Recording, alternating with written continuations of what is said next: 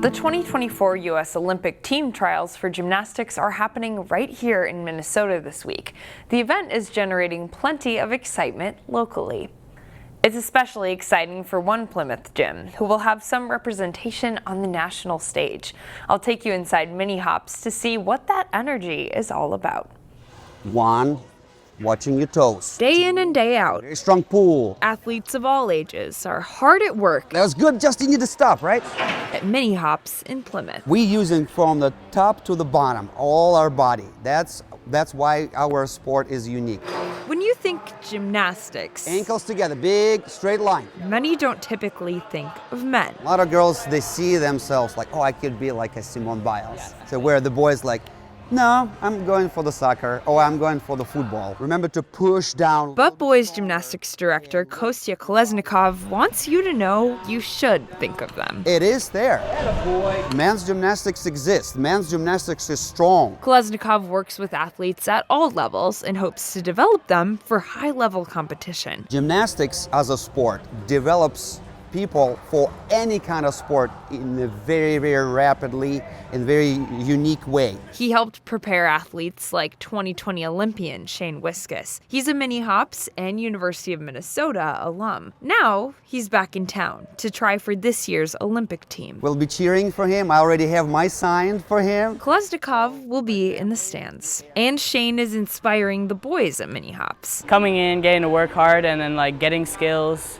And then once you get to meet season, you get to show off everything you did, show off your hard work. It's a little competition, friendly back and forth, but I'd say the community is one of the best parts of it. Cameron Klimek, who's going to Michigan for gymnastics, has Olympics hopes himself. Growing up around Shane, he was my teammate when I was younger, and seeing him progress to the Olympics and now trying to go a second time, it's super cool and motivating for myself. And his teammate Dean Murray shares the same dream. I'm going to go see them at the Olympic trials, so I get to go see all of them compete, hopefully be there one day too. More evidence that gymnastics is definitely for the boys.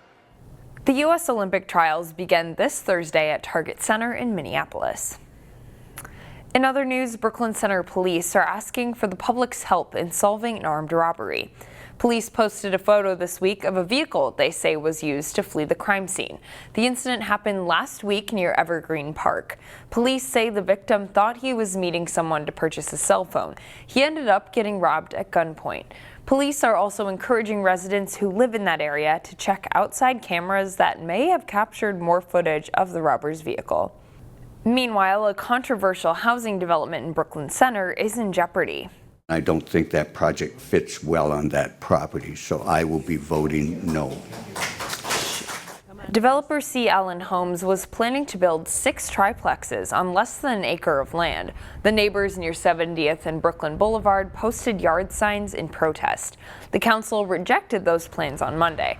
That puts another project at risk. The same developer started building triplexes down the street, but is facing foreclosure. The council wants to see those homes finished, but the developer planned on using both projects to refinance. It's a thin margin already. Because we're not trying to make a killing, otherwise we would have done it elsewhere. But we're invested in Brooklyn Center because I grew up here. If the developer can't refinance, the lender might seize both properties. The city of New Hope will soon have a new tool in its policing toolbox. The city is moving forward to acquire drones, similar to the ones you see here. Police say they can be used in missing persons searches as well as gathering intelligence in standoff situations. New Hope Police is one of the last agencies in the CCX News viewing area to acquire them. They say drones are proven to keep both officers and the public safe. I've been intentionally slow and careful, a bit skeptical, watching it carefully. I think, are all in agreement that the success they have proven to be with both a safety and efficiency tool to public safety. The city will initially get 2 drones for public safety use. The Plymouth Police Department welcomed new officer hires this week, all with varied backgrounds.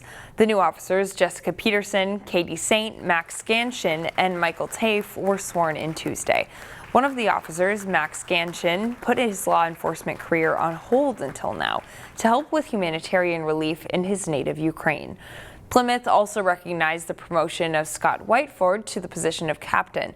The new hires put the department at nearly full strength. After 2 years of planning and discussion, construction will finally happen to expand the Maple Grove Community Center. Construction is scheduled to begin after Maple Grove Days, which takes place the second weekend of July. The project adds a third sheet of ice, expanding the ice arena by about 35,000 square feet. There will also be building entrance improvements and significant adjustments to the parking lot, creating another 230 spaces. You may recall the $116 million project will be mostly funded by a half-cent sales tax that voters approved 2 years ago. If you're a fan of fresh produce and shopping local, you'll have an opportunity to support small businesses at the Plymouth Farmers Market, which kicks off this week. We have a really full set of vendors. The parking lot will be full, and we're ready to go. The Parkers Lake Playfield will host Plymouth's annual farmers market beginning today, June 26th. Nearly 40 vendors will be on hand selling fresh produce, baked goods, handcrafted items, and other prepared food.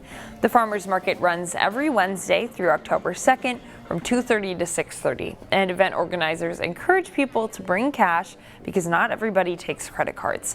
But most importantly, be prepared to have fun. We love visiting with the vendors, seeing and discovering all their new goods. We have musicians that come, so we have live music, and it's just a happy, fun place to be.